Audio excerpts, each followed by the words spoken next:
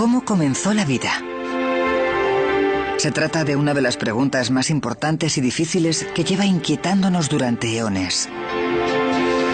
Durante años, los científicos han estado investigando esta intrigante incógnita, intentando averiguar cómo la materia inerte pudo haberse combinado para dar lugar a la vida. Es una búsqueda que lleva a los científicos a buscar pistas en todos los confines de la Tierra e incluso en el espacio exterior.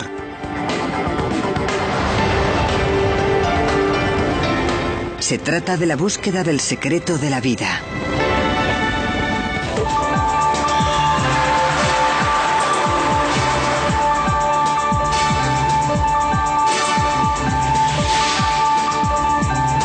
Ciencia al desnudo. La aparición de la vida. Nuestro planeta está lleno de vida desde la montaña más alta hasta lo más profundo del océano. Hay vida por todas partes. Pero, ¿cómo comenzó? ¿Cómo surgió la vida en lo que una vez fue un planeta exánime? Creo que esa es una de esas grandes preguntas. Quiero decir, a la gente le gusta saber de dónde vienen y cómo han llegado hasta donde están. La ciencia actualmente espera ser capaz de responder a esta antiquísima pregunta. Se han hecho enormes progresos y algunos de los principales científicos del mundo están investigando teorías extraordinarias. Algunos proponen que la vida surgió de una piscina volcánica. Algunos sugieren que empezó en las profundidades del suelo oceánico. Y otros creen que se desarrolló en la oscuridad del espacio.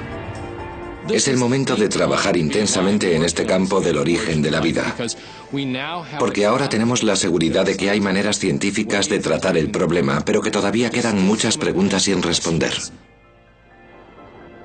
Queremos saber qué hay en nuestro planeta, queremos saber qué hay allí fuera en el universo. No podemos remediar el sentirnos fascinados por ello. Un primer paso para entender cómo empezó la vida es intentar averiguar dónde comenzó. Durante generaciones se asumió que la vida comenzó en la Tierra. Después, en el año 1903, el químico sueco Svander Arrhenius sugirió una disparatada idea: la panspermia. Su teoría consiste en que la vida se creó en el espacio o en otro planeta, y que las semillas de la vida se dispersaron por nuevos mundos.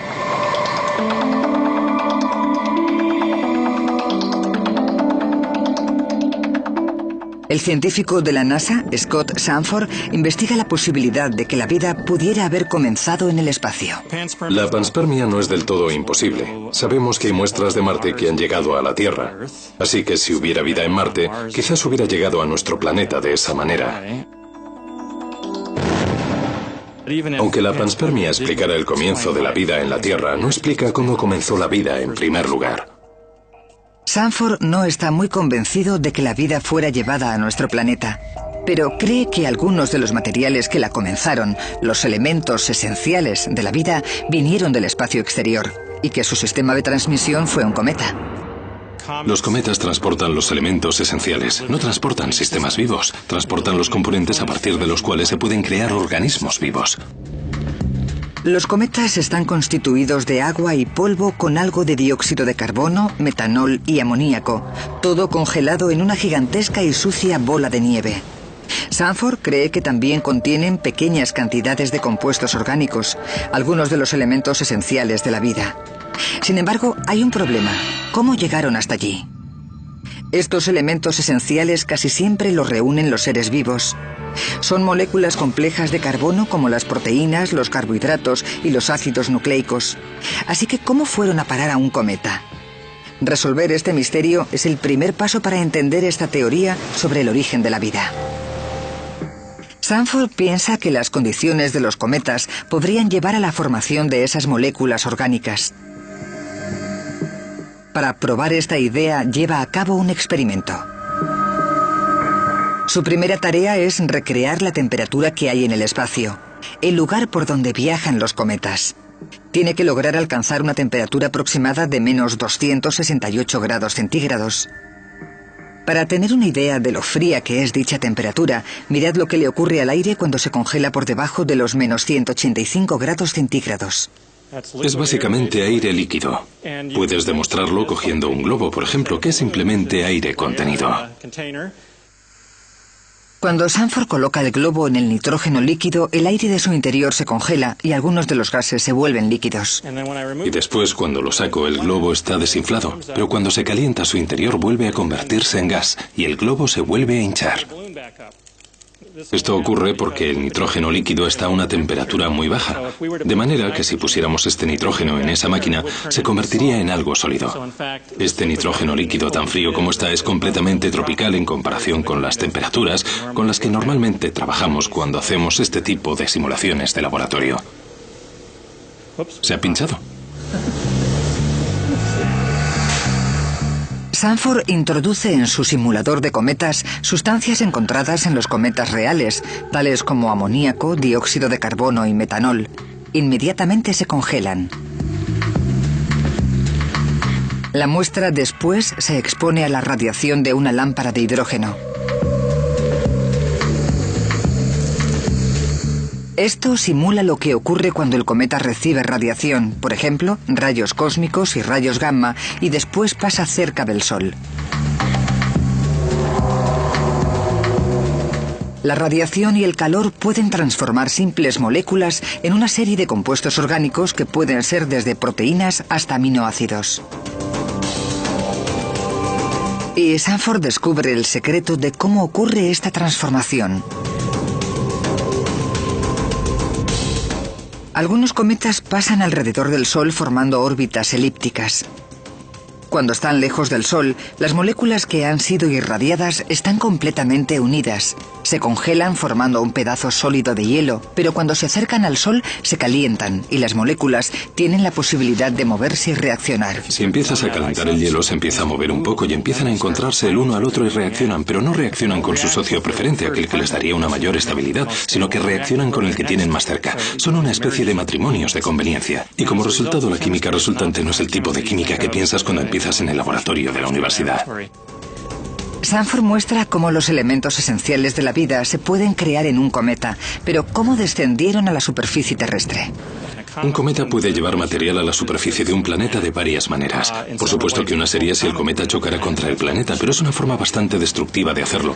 Una forma menos ruda es que el cometa arrojara polvo como el que vemos en la cola de un cometa y que ese polvo entrara en contacto con la capa exterior de la atmósfera, disminuyera su velocidad sin desintegrarse y después llegara a la superficie donde siempre ha caído polvo procedente de los cometas, incluso en la actualidad.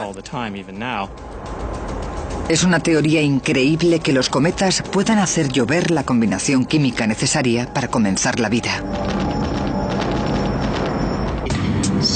Así que en febrero de 1999, la NASA lanza una osada misión para interceptar a un cometa y volver con una muestra.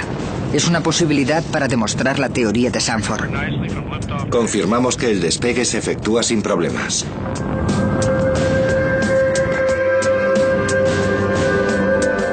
Tras 5 años de vuelo, la sonda, llamada en clave Stardust, alcanza su objetivo, un cometa conocido como Bill 2. Las partículas de polvo de la cola del cometa caen en un panal recolector relleno de un aerogel diseñado para ello. La muestra inmovilizada en el aerogel está sellada en el interior de la cápsula de retorno. 2 años después, en 2006, se estrella contra la atmósfera terrestre y aterriza forzosamente en el desierto de Utah. La cápsula del Stardust sobrevive al viaje y un equipo de científicos la abre para examinar su contenido.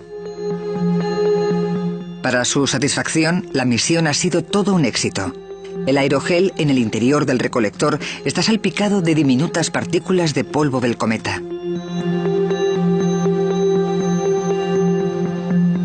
Cuando los científicos de la NASA analizan el polvo, descubren una amplia gama de complejos químicos orgánicos, entre los que se incluyen aminos e hidrocarburos.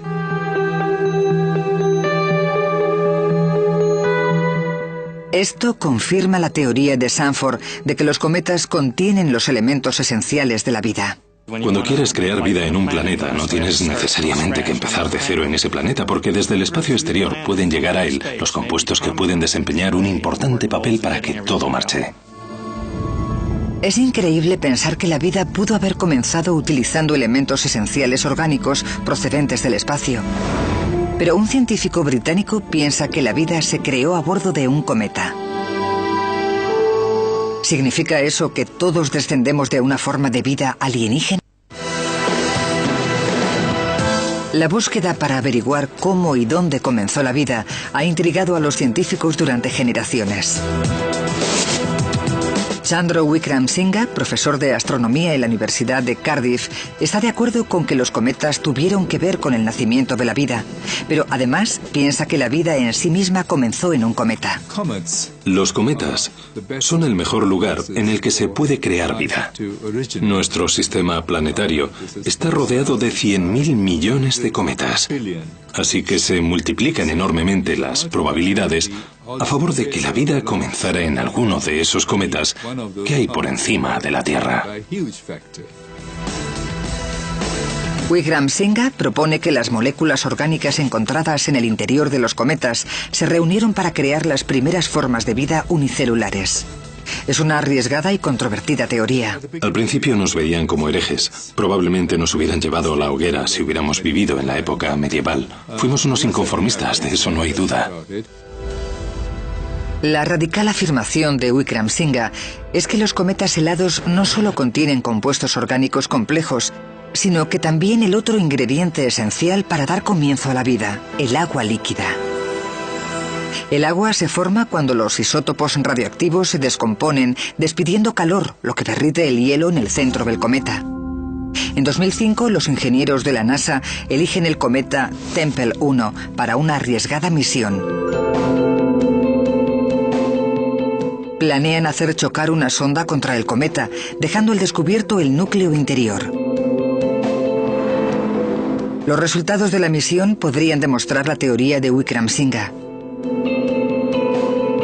Esta misión probará la capacidad de los ingenieros al límite.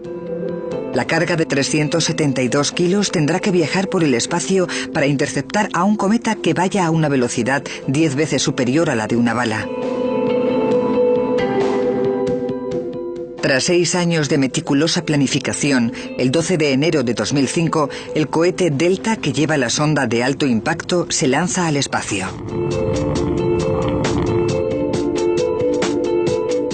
Tras un viaje de unos 432.000 kilómetros, el objeto que tiene que impactar, con un tamaño similar al de un pupitre, se separa de la nave madre y se precipita hacia el cometa. Impacta directamente contra él.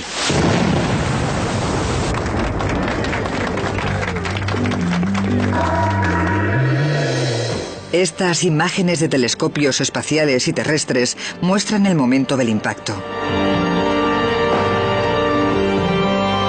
Por primera vez, los secretos de lo que se encuentra en el interior de un cometa son revelados.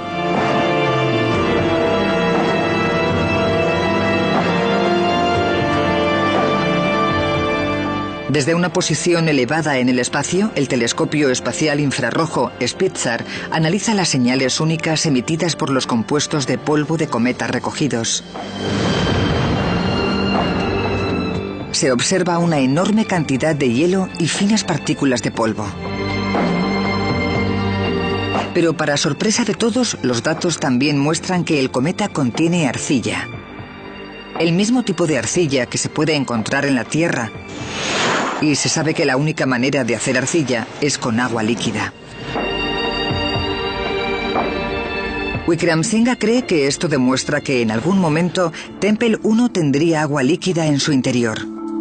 Con agua líquida y moléculas orgánicas, los cometas podrían ser incubadores de vida. Los cometas como Tempel 1 podrían estar llenos de microorganismos listos para sembrar vida por toda la galaxia. Aquí en la Tierra estamos conectados con un cosmos mucho más grande. La vida en la Tierra es parte de una cadena de existencia conectada que se extiende hasta los confines más remotos de la galaxia, quizás hasta los confines más remotos del universo. Ahí fuera están nuestros primos. Pero independientemente de que la vida comenzara en el interior de un cometa o en la Tierra, lo que sigue sin saberse en absoluto es cómo ocurrió. Cómo las moléculas orgánicas inertes se combinaron para crear el primer ser vivo. Este gran nacimiento es una de las grandes preguntas sin respuesta aún para la ciencia. Antiguamente se creía que la vida surgió de forma espontánea. Una rana pudo surgir del agua estancada o las moscas de la comida pasada. En el siglo XIX, Charles Darwin propuso que quizás la vida surgió de una vez hacía muchos millones de años. Sugirió que fue este gran nacimiento lo que condujo a toda la vida actual mediante un proceso de evolución. Partiendo de la forma de vida más simple, evolucionaron criaturas cada vez más complejas. A medida que surgen más especies, se forma una nueva rama en el árbol de la vida. Y si nos remontamos al pasado, podemos ver a nuestros ancestros. Los científicos proponen que toda la vida en la Tierra desciende de un único organismo microscópico, algo que se conoce como el último ancestro común. Entender este antiguo microorganismo nos ayudará a los científicos a descubrir los secretos del gran nacimiento. Pero, ¿cómo se pueden desglosar más de 4.000 millones de años de evolución? Una buena manera de empezar es con los fósiles. Martin van Kranendonk es un geólogo con la buena suerte de vivir en Australia, el hogar de algunas de las rocas más antiguas del mundo. Y entre estas antiguas rocas, van Kranendonk afirma haber encontrado restos fósiles de excepcionales organismos que vivieron hace 3.500 millones de años. Estos son nuestros tatarabuelos y tatarabuelas. Son estromatolitos fósiles de unos 3.500 millones de años de antigüedad y se depositaron en la costa de un antiguo océano. Son las pruebas más antiguas de vida en la Tierra. Los estromatolitos son cúmulos de roca con materiales microbianos que se agrupaban en la antigua agua del mar. Estaban formados por microbios que colonizaron el antiguo fondo marino sobre la arenisca moldeada por las olas. Sus restos fósiles ahora muestran que la vida ya existía hace 3.500 millones de años. ¿Pero cómo era? Bien, tras miles de millones de años, el mar ha cambiado, pero los estromatolitos siguen vivos en la actualidad. Van Kranendonk viaja a unos 1.000 kilómetros por el desierto australiano hasta Shark Bay. Estos son algunos de los estromatolitos más grandes del mundo y crecen hasta alcanzar 1 metro de altura. Los cúmulos de estromatolitos están formados por comunidades de microorganismos como bacterias y algas. Se unen mediante finos sedimentos para formar capa sobre capa de roca. Viviendo en montículos, los microorganismos realizan un proceso llamado fotosíntesis. Utilizando la energía de la luz solar, convierten el dióxido de carbono y el agua en energía y durante el proceso desprenden oxígeno. Pero aunque los estromatolitos se remonten a 3.500 millones de años atrás, los científicos creen que siguen sin ser el primer paso en la creación de la vida. Para encontrarlo, tenemos que viajar aún más lejos en el tiempo. Hasta ahora no existen muestras de fósiles de este antiguo periodo, pero hay una científica que piensa que puede descubrir cómo eran estas primeras formas de vida. Se trata de una búsqueda que la llevará a uno de los lugares más remotos de la Tierra. Se calcula que hay aproximadamente unos 3.000 millones de especies diferentes de microorganismos en la Tierra, pero hasta la fecha se han descubierto menos de un 1%. Intentando encontrarlas se encuentra la bióloga de la NASA, Lynn Rothschild. Lo único que hay que hacer es mirarlos por un microscopio y ya se ve lo increíbles que son. Cuando tenía 8 años, los miré con microscopio y fue todo un flechazo. Me di cuenta de que son un paso totalmente crucial para estudiar la evolución, y esta es la dirección que seguí en mi propia investigación. Así que logro divertirme a la vez que estudio algo muy importante. Rothschild viaja a 4.260 metros sobre el nivel del mar hasta el altiplano en el sur de Bolivia.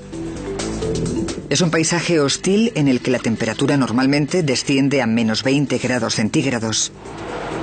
También cuenta con uno de los niveles más altos de radiación ultravioleta registrados en la Tierra. Pero podría ser el lugar perfecto para encontrar alguna relación con el microbio que hizo nacer la vida en la Tierra. el último ancestro común. Desde aquí arriba, en los Andes bolivianos, este parece el último lugar en el que buscaríamos vida. Pero hemos encontrado organismos que probablemente sean los organismos más antiguos de la Tierra. Quizás sean los más similares al último ancestro común. Rothschild registra la Tierra en búsqueda de microbios que viven en condiciones extremas. Resulta que estos microorganismos, llamados extremófilos, podrían estar íntimamente relacionados con las formas más primitivas de vida. Hay que ir a lugares extraordinarios para encontrar ecosistemas que sean solo microbianos. Espero que esos organismos demuestren ser muy antiguos, en otras palabras, que estén mucho más cerca de nuestro último ancestro común de lo que estamos tú o yo. La próxima parada para Rothschild es un paisaje de barro hirviendo. El vapor caliente, calentado por superficiales cuerpos de magma, sale disparado del suelo. Los calientes géiseres como este ya existían en el origen de nuestro planeta, así que Rothschild espera encontrar vida en estas condiciones tan extremas. La primera forma de vida común de la que descendemos todos vivió en temperaturas muy elevadas. Rothschild trabaja meticulosamente anotando la temperatura y la posición exacta de cada muestra que toma. Un gran reto para los científicos al intentar entender cómo comenzó la vida es que incluso los microorganismos más básicos vivos en la actualidad siguen siendo increíblemente complejos. Cuando la observamos con microscopio, la intrincada complejidad de una célula resulta clara. Desde su capacidad para reproducirse hasta la forma en la que transforma la energía, cada proceso en la célula se lleva a cabo mediante una extraordinaria interacción de moléculas orgánicas complejas. Pero los antiguos microorganismos que Rothschild está investigando en Bolivia podrían darnos pistas sobre la naturaleza de los primeros organismos. A medida que el sol se esconde en el horizonte, la temperatura desciende en picado. Rothschild se resguarda de la dureza del entorno en el que se desarrollan estos modernos parientes. Durante la noche, la temperatura está muy por debajo de los 0 grados centígrados. A la mañana siguiente, el coche no arranca.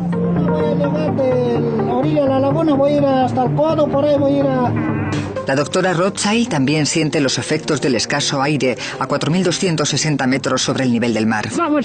No resulta muy agradable tener un porcentaje de oxígeno mucho menor, pero la Tierra en sus inicios no contaba ni siquiera con oxígeno libre, así que el simple hecho de intentar remontarse algo atrás en el tiempo supone para el ser humano un alto precio a pagar.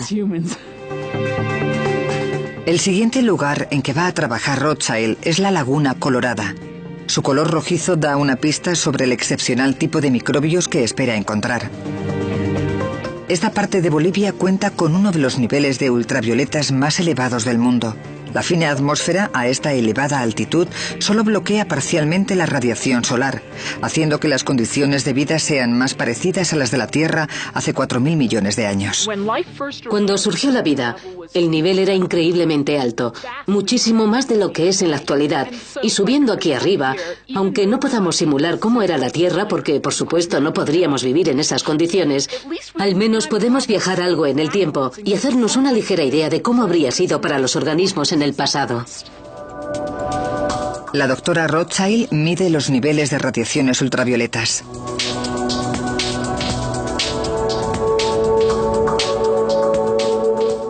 Estos resultados son increíbles. Estamos en pleno invierno y ya contamos con altos índices de radiaciones ultravioletas. Y estoy segura de que a mediodía van a ser aún más elevados. Es totalmente increíble. Los niveles aquí pueden llegar a ser el doble de la media de la playa de California. Y como nuestra piel que está en peligro cuando hay mucha radiación ultravioleta al exponernos al sol, los microbios que viven aquí en Bolivia están en constante riesgo. Rothschild realiza un sencillo experimento para averiguar a lo que se tienen que enfrentar. Lo que estoy haciendo ahora es ver el efecto de la radiación ultravioleta del sol sobre el ADN desnudo. El ADN desnudo es una solución que contiene moléculas de ADN desprovistas de cualquier tipo de protección de la célula que normalmente la rodearía. Y después lo que voy a hacer es cerrarlo y dejarlo al sol durante unas horas. Tras solo 2 horas de exposición ultravioleta, las moléculas de ADN muestran graves daños. Los niveles ultravioletas en los comienzos de la Tierra serían aproximadamente 100 veces superiores a los actuales. Muchos científicos piensan que nuestro último ancestro común tuvo que vivir en la profunda oscuridad del océano o enterrado bajo el suelo para protegerse. Pero aquí los microbios lograron sobrevivir. Su pigmentación rojiza les ayuda a proteger su ADN. Es como el bronceado en verano que nos protege. Estos organismos producen una pigmentación roja. Pero aunque sabemos que las radiaciones ultravioletas son muy dañinas para el ADN de todos los organismos vivos, también podemos decir algo a su favor. Las radiaciones ultravioletas podrían haber contribuido en el desarrollo de la evolución. Puede que incluso hayan desempeñado un papel en el gran nacimiento y en la evolución del último ancestro común. La radiación ultravioleta produce mutaciones. No todas las mutaciones son malas. Sin las mutaciones no habría existido la evolución. Se necesita cambiar el material genético para tener cambios en los organismos, y nuestro mundo en la actualidad sería muy diferente si nada hubiera cambiado nunca. Nosotros mismos no estaríamos aquí. El estudio de la doctora Rothschild de estos microbios ayudará a los científicos a entender cómo sobrevivieron los primeros organismos a las hostiles condiciones que se daban en los orígenes de nuestro planeta y dan una imagen más clara de cómo era nuestro último ancestro común. Sin embargo, aún falta otro gran misterio por resolver. ¿Cómo se formó el último ancestro común? ¿Cuál es la relación entre los elementos esenciales de la vida y el gran nacimiento? Parece que algunas de las respuestas a este gran rompecabezas pueden encontrarse en un lugar extraordinario situado en las profundidades del océano. La pregunta de cómo comenzó la vida lleva desconcertando a los científicos durante siglos. La teoría de la evolución de Darwin explica cómo evolucionaron las especies, pero seguimos sin entender cómo se creó el primer ser vivo, cómo comenzó la evolución. La creación de vida ha sido siempre algo relacionado a la ciencia ficción. Está vivo. Está vivo.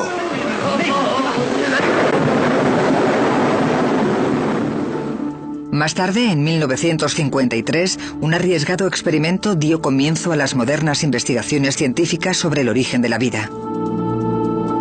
Stanley Miller intenta recrear las condiciones de la Tierra primitiva cuando los científicos piensan que comenzó la vida. John Chalmers era socio de Miller y ahora trabaja en su laboratorio. Stanley fue el primero en tener un programa de investigación centrado en los orígenes de la vida. Esto cambió el planteamiento sobre el origen de la vida, desde la mera especulación hasta un programa de investigación. Desde la época de Darwin se ha aprendido mucho sobre cómo era el planeta hace 4.000 millones de años. Fue una época extraordinariamente violenta. La Tierra se acababa de formar y era constantemente bombardeada por meteoritos, asteroides y cometas. La atmósfera era muy distinta a la que estamos acostumbrados en la actualidad. El experimento de Stanley Miller recrea estas condiciones en el laboratorio. Los frascos contienen lo que Miller cree que fueron los componentes clave en la atmósfera primitiva: metano, amoníaco e hidrógeno. El agua caliente representa el océano primitivo. Pero el componente clave fue una especie de relámpago tipo Frankenstein. Se trata de una simulación de las tormentas eléctricas que habrían acechado nuestro joven planeta. Miller comenzó el experimento y al día siguiente, cuando volvió al laboratorio, se quedó muy sorprendido. El líquido de uno de los recipientes había cambiado de color y cuando analizó la sustancia encontró algo muy significativo. Estaba repleta de sustancias químicas llamadas aminoácidos, lo que los biólogos y los químicos llaman los elementos esenciales de la vida. Por supuesto que son muy importantes, porque toda la vida terrestre está formada por aminoácidos. El experimento de Miller mostró cómo simples moléculas se pudieron transformar en los elementos esenciales de la vida. Pero estos elementos esenciales siguen estando muy lejos de cualquier tipo de vida. ¿Cómo crearon estos supuestos elementos esenciales la vida? Una pista llegaría en un paquete muy especial entregado a la Tierra desde el espacio. En septiembre de 1969, los habitantes de Murchison, al sur de Australia, se asustaron por un fuerte estallido. Un meteorito de 90 kilos cayó en su pueblo llenándolo de piedras. Estas pequeñas piezas de roca espacial han sido el objeto de importantes estudios desde entonces. Dave Dimmer, en la Universidad de California, Santa Cruz, intentó hacerse con una muestra. Hubo un rayo de luz en el cielo y un fuerte estruendo, y unos minutos más tarde, las piedras o el meteorito empezaron a caer por todo Murchison, Australia. Se percibía un extraño aroma en el aire. Dimmer extrae un compuesto de este pequeño trozo de meteorito que tiene el mismo aroma. Cuando huelo esto, estoy oliendo un aroma que tiene 4.570 millones de años. Esa es la edad del sistema solar. Actualmente es el aroma más antiguo sobre la faz de la Tierra, mucho más que la superficie terrestre por unos 500 millones de años, y lo estoy oliendo. Es parecido al olor de una colilla o de un calcetín sucio.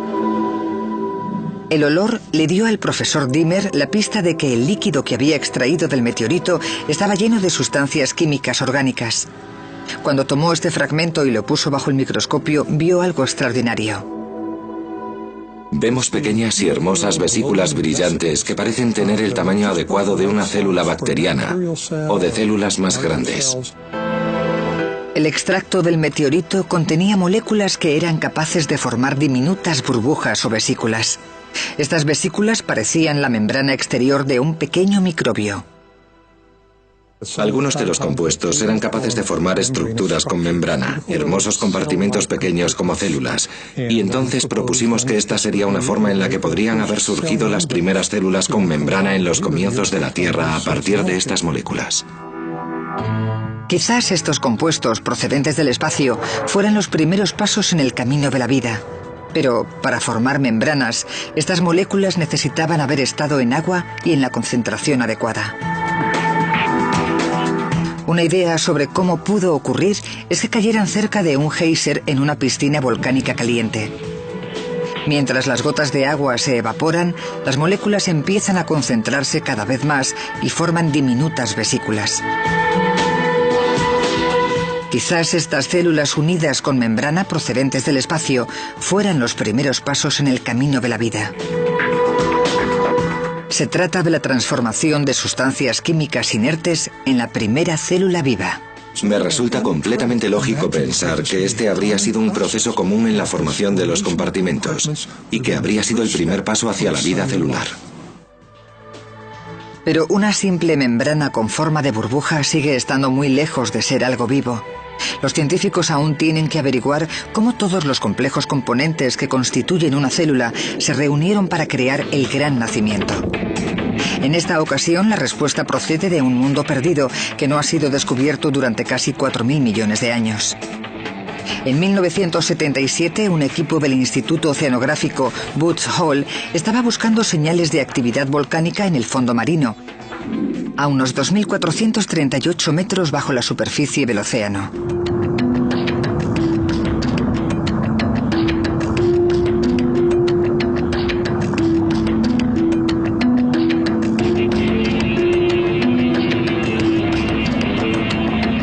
Junto a estos agujeros hidrotermales, también encontraron un increíble mundo submarino.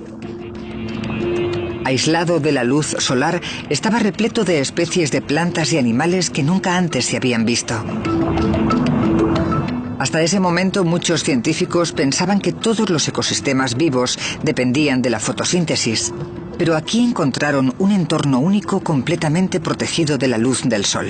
Este extraño mundo submarino cautivó al científico del Instituto Carnegie, el Dr. Robert Heisen. Imagina lo excitante que fue descender en submarino a las profundidades del océano, donde la gente pensaba que no había nada, y encuentran estos agujeros hidrotermales, estos lugares en los que brotan fluidos volcánicos en el suelo oceánico.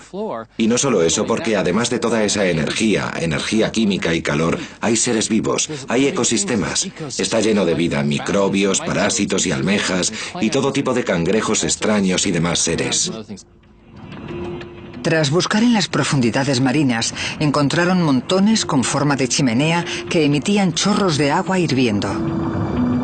Tuvo el presentimiento de que estos agujeros calientes pudieran producir una interesante combinación química. Quizás pudieron haber producido los elementos esenciales orgánicos de la vida. Hizo un experimento para averiguarlo. Es fácil hacer estos experimentos. Se coge un poco de mineral, un poco de sustancias químicas, las pones en el tubo y lo cierras. Lo sometes a elevadas temperaturas y a altas presiones durante unas horas y después lo abres. Está todo ahí dentro. Y lo que encontró resultó ser mucho más excitante de lo que había imaginado. Cuando hicimos estos experimentos pensamos que no encontraríamos nada demasiado interesante, solo algunas simples moléculas que podríamos analizar y quizás hacer algún informe sobre ellas. Estábamos equivocados. Esto tenía un olor muy intenso. A baja temperatura era como melaza y a una temperatura algo más elevada, aproximadamente 176 grados centígrados. El olor era muy parecido al del whisky. La gente que viniera al laboratorio habría dicho, tíos, os lo debéis estar pasando en grande, ¿qué hacéis? Y lo que estábamos haciendo era crear vida. Este extraño aroma le dio a Haysen la pista de que él también había creado moléculas orgánicas. Una vez más, estas moléculas se juntaron formando diminutas vesículas como membranas. Se comportaban como las moléculas extraídas del meteorito Murchison. Así que Haysen había descubierto que puede ser posible crear estas membranas celulares cerca de los profundos agujeros marinos. Sin embargo, otros científicos piensan que este extraño mundo submarino era capaz de proporcionar algo más que una simple membrana celular. Creen que estos cálidos agujeros fueron donde todos los componentes del origen de la vida se reunieron. Para que se produjera el gran nacimiento, los científicos piensan que se combinaron algunos elementos esenciales. Por ejemplo, la vida necesitaba un contenedor que vino en forma de membrana. Necesitaba alguna forma de reproducirse. En la actualidad, ese proceso se logra mediante una extraordinaria cadena de moléculas orgánicas, el ADN. La vida también necesitaba un motor, un proceso químico llamado metabolismo, que convierte el combustible en energía útil. De acuerdo con el doctor Michael Russell, en el Jet Propulsion Laboratory de la NASA, el metabolismo llegó primero.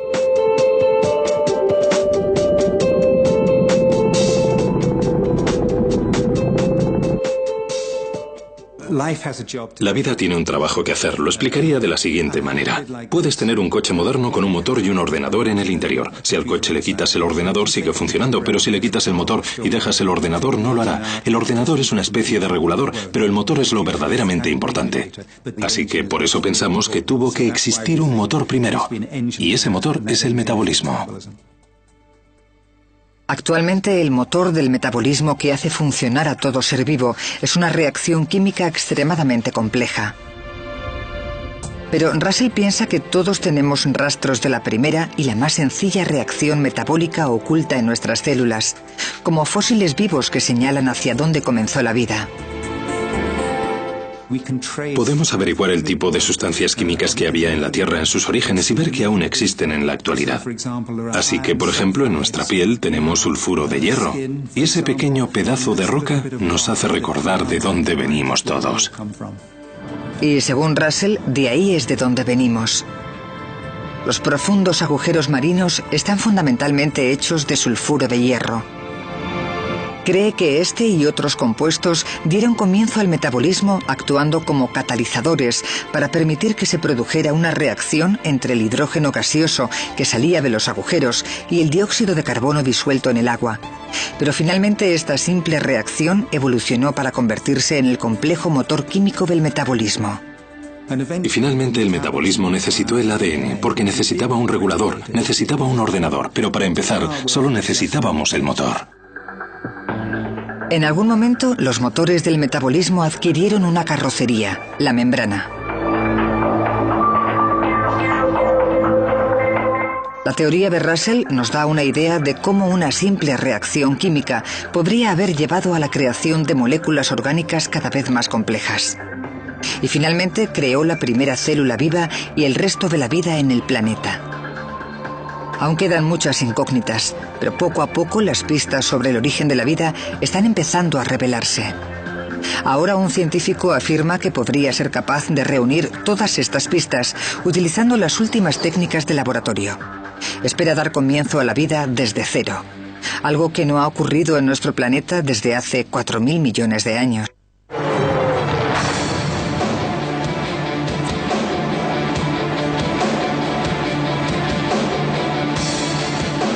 Los científicos se están esforzando por responder a la gran pregunta de cómo comenzó la vida.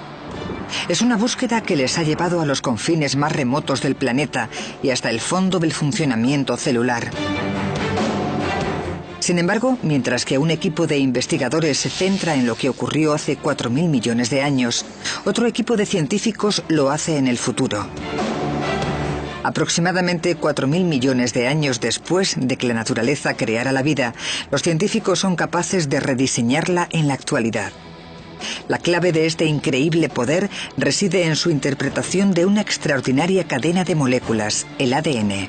El ADN está formado por 4 moléculas base sencillas: adenina, guanina, citosina y timina. La disposición de las mismas guarda la información necesaria para crear vida. Es esta innovación tecnológica natural lo que se encuentra en el corazón de todo tipo de vida actualmente en la Tierra. Y Tom Knight, un experto informático del Instituto de Tecnología de Massachusetts, quiere reprogramar el ADN para crear nuevas formas de vida. En la actualidad, fundamentalmente existe una tecnología de vida. Y esa tecnología quizás fuera inventada hace miles de millones de años. Y lo único que estamos haciendo es cambiar algunas partes de dicha tecnología. Durante miles de años, la humanidad ha sabido aprovechar la naturaleza, criando ganado y sembrando cultivos. La cría selectiva ha mejorado el rendimiento y ha aumentado la calidad. Pero ahora los bioingenieros quieren dar un paso más. En lugar de simplemente mejorar los diseños originales de la naturaleza, algunos quieren reorganizar la vida, crear la supuesta vida 2.0. Ahora podemos pensar en hacer crecer no solo alimentos. Podemos pensar en hacer crecer cosas como sustratos a nivel nanotecnológico para circuitos electrónicos. Tengo a una estudiante que está viendo la posibilidad de colocar átomos en disposiciones predeterminadas sobre superficies de silicona.